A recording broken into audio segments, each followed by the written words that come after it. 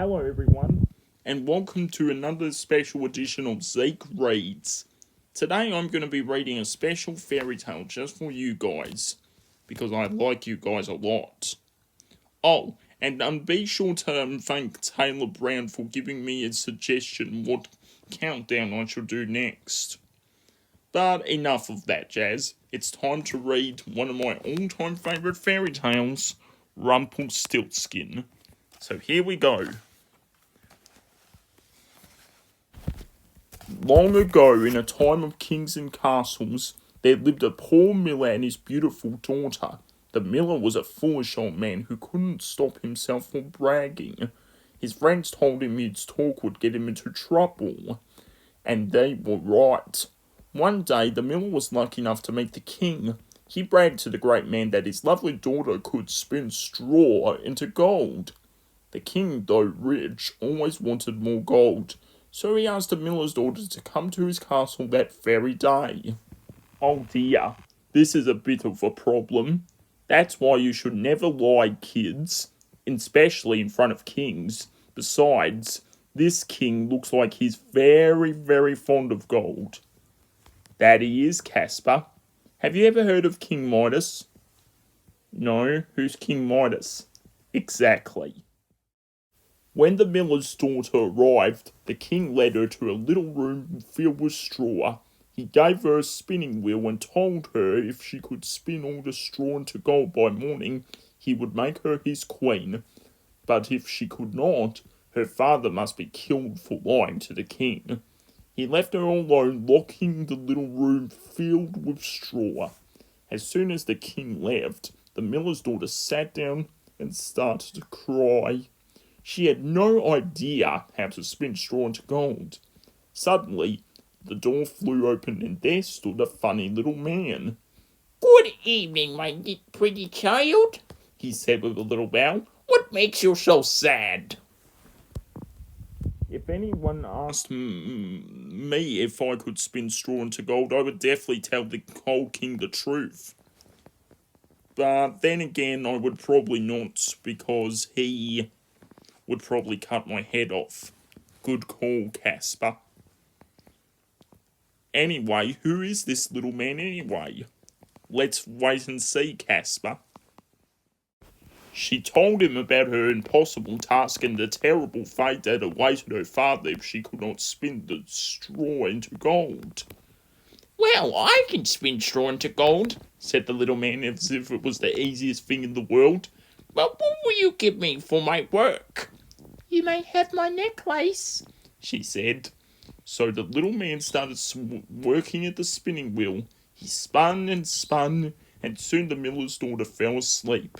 When she woke up, she was greeted by an amazing sight. During the night, the little man spun every bit of straw into gold. Wow, now that's what I call spinning gold into straw.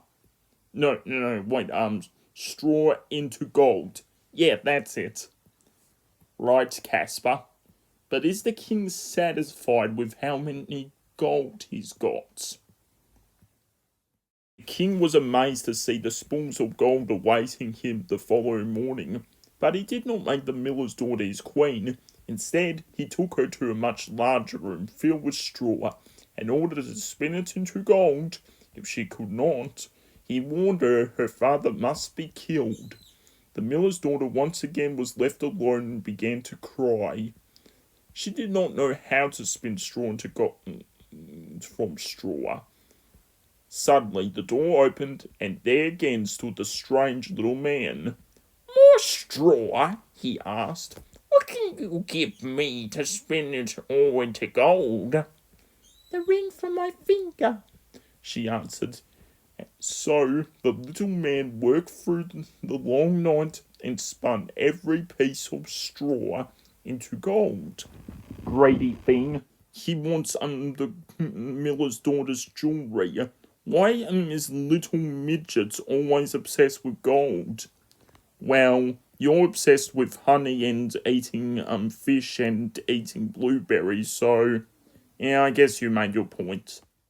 The next day, the king could not believe his eyes when he saw the room full of gold. He led the miller's daughter to a third room, one of the largest in his castle, filled to the ceiling with straw. There he left her, and she waited for the little man to appear. The strange little man came soon enough, but this time she had nothing left to give him. "Give me your first child when you become queen," said the little man. The miller's daughter agreed, because she did not believe that she would marry the king. But the next morning, when the king saw the huge room filled with gold, he did marry her, and she and her became the queen. What could the little man want with a little child? Well, somebody has to take care of the baby. Besides, somebody's got to feed it and clean it and even change its dirty nappies. Yeah, okay, I guess you made your proposition, Zeke. A year later, the king and queen had a beautiful baby. The queen had forgotten all about the promise she made to the little man, but the very first day she held her new baby, he appeared once more before her. "I have come for the child," said the little man. The queen wept and begged and offered him all the riches of her kingdom if she could just keep her baby. Feeling sorry for her, the little man told her that if she could guess his name in 3 nights, if she was right, she could keep her baby.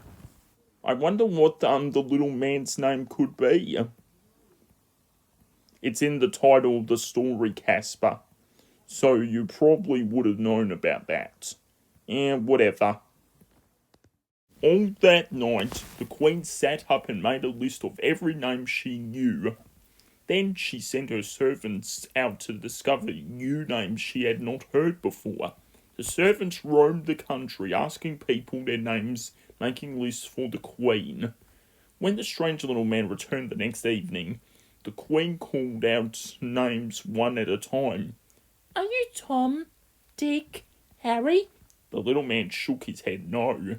Are you Casper, Mantero, Balthazar? At each name, the little man just smiled and shook his head. Gaspar? Gaspar? Are you freaking kidding me? No one in the world would be named after me. This is an outrage. Screw this, I'm out of here. Casper, come back here this instant. Yes, sir. On the second day, the servants came back with all the strangest names they have heard in the kingdom that day. When the little man appeared that night, the queen asked him, Are you Cow Ribs, Spindleshanks, Nice Legs? But he only grinned and shook his head.